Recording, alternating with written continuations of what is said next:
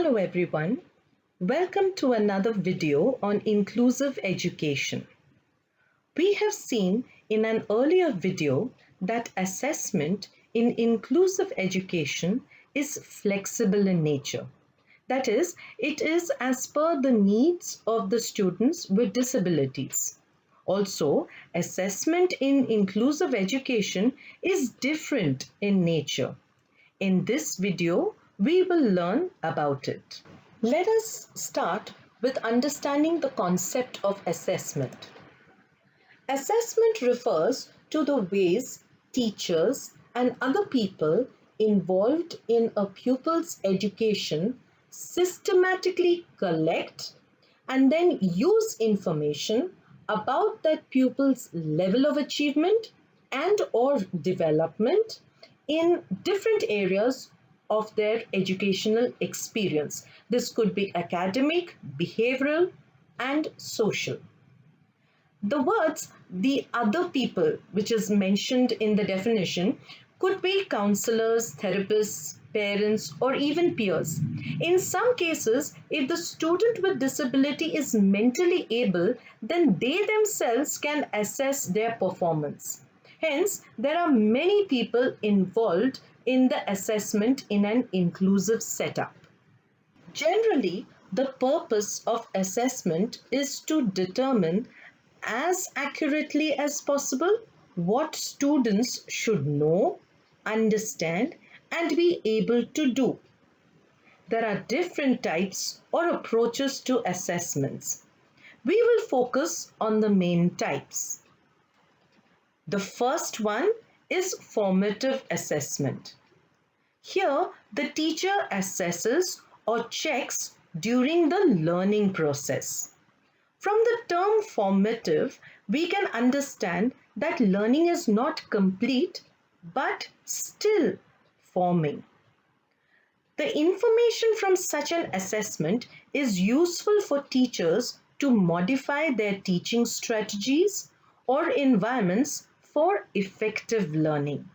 For example, questions asked by the teacher during the class or quiz during the class, and so on. The second one is summative assessment. Here, assessment comes at the end of a learning sequence and is used to acknowledge, record, and report to the pupils or about the pupils' overall achievement at a given point. For example, unit tests, final examinations, and so on. The third one is very important in inclusive education, and that is the diagnostic assessment.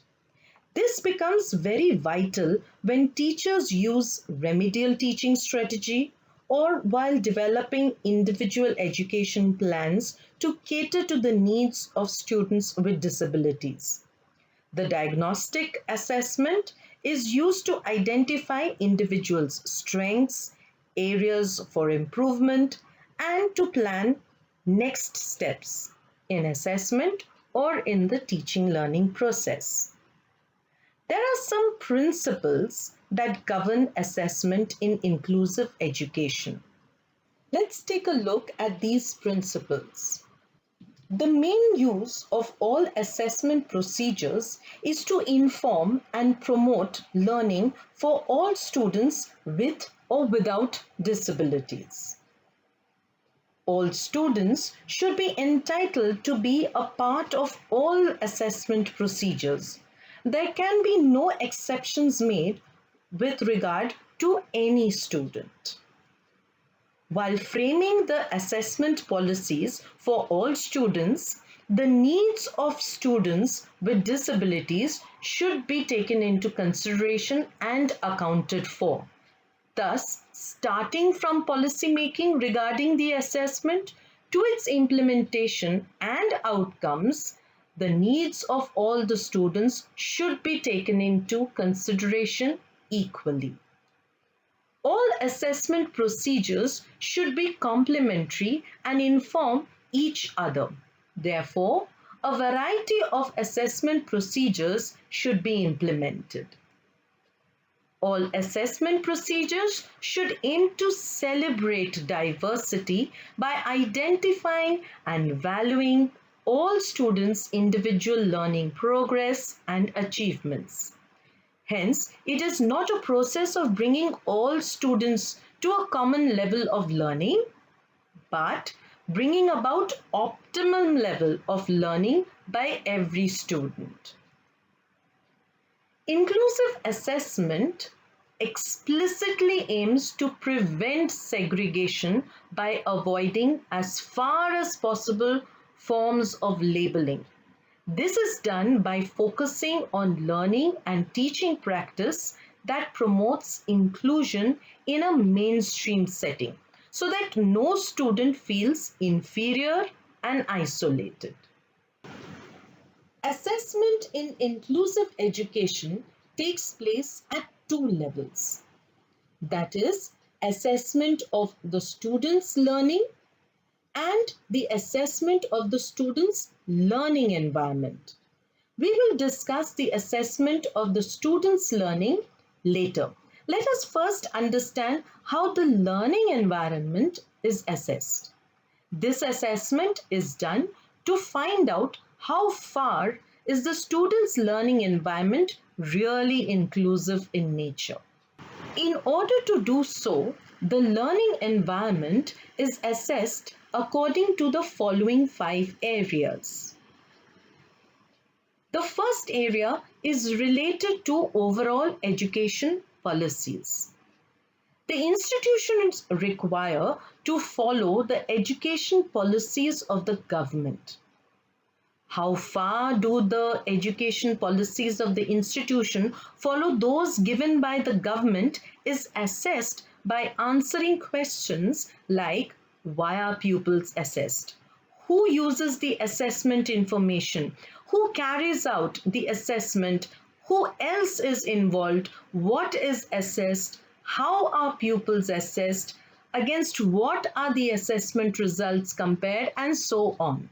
These questions answer to how far the policies of the institution matches to the policies of the government which is related to inclusion. The next area is assessment is done to find out what are the procedures used to identify special education needs of students with special needs. Here, the planning, implementation, and performance of the individual education plans are also assessed. The next assessment done is regarding how effectively the teachers are informed of the learning and performance of all students. It is also assessed if the teacher has been able to link the objectives of the curriculum with the learning outcomes demonstrated by all the types of students. Hence, the focus is on formative assessment. This is important as it gives information regarding modifying the teaching and learning process for effective learning. Assessments which are summative in nature normally compare the students' assessments or achievements with those of the peers. However, in inclusive education and especially regarding students with disabilities, it is more desirable to compare the student's current achievement with his or her earlier achievements.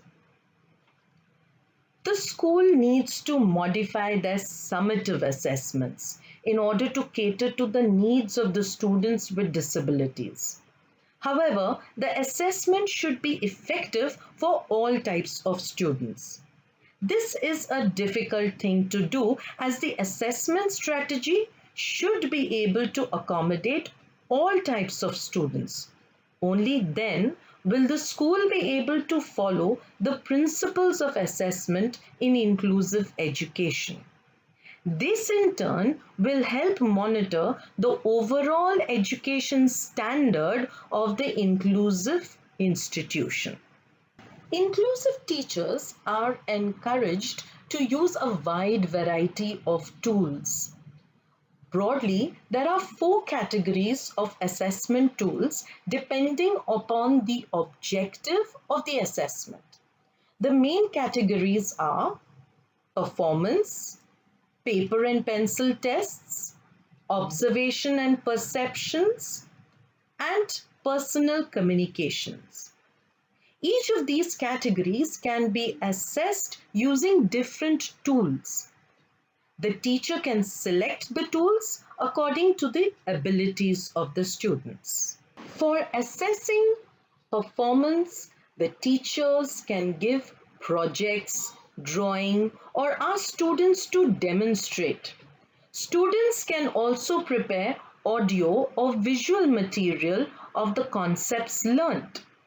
This is useful for students with visual or hearing impairment. So the visually impaired students could prepare audio material, and the hearing impaired students could prepare video materials which can be assessed by the teachers. The students may be assessed according to speeches, debates, or experiments they conduct. These are useful to assess students with learning difficulties like dyslexia.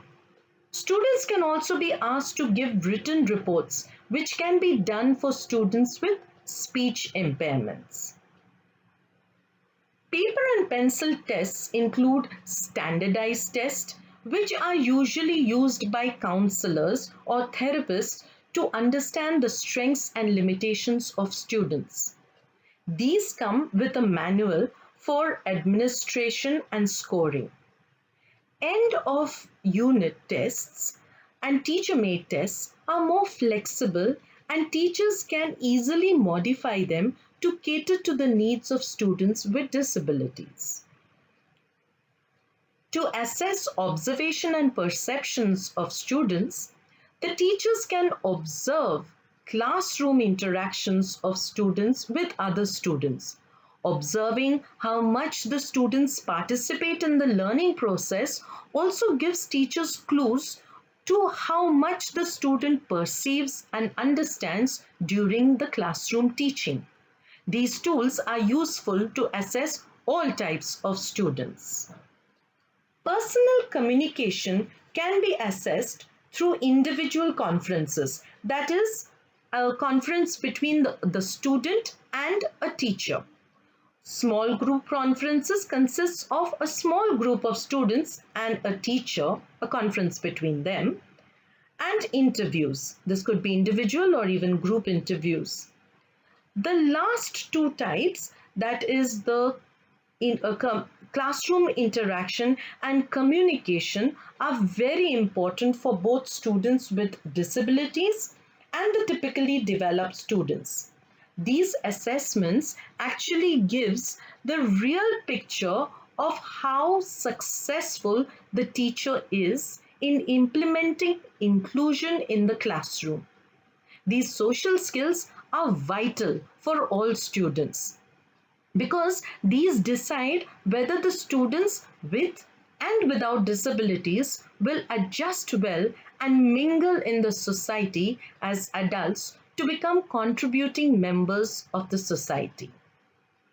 Keeping in mind the principle that assessment should not segregate the students with disabilities or the differently abled students, the teachers can design inclusive assessments. This can be done by making modifications in the following aspects of the examination. Extra time can be given to students with disabilities like the slow learners. The exam method could also change. For example, visually impaired students could be given writers for a paper pencil test, or they could be assessed orally. The teacher can also opt for an open book examination that's mainly to cater to the mentally impaired students. The length of the examination can also be modified. For example, it may be difficult for a hyperactive student to remain seated in one place for a very long period of time. So they could be given a series of short tests over a period of time. Assistive devices can be used according to the needs of these students.